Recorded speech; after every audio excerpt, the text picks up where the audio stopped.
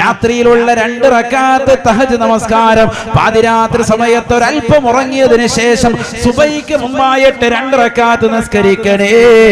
ശ്രേഷ്ഠതയാണ്, ശ്രേഷ്ഠതയാണ്.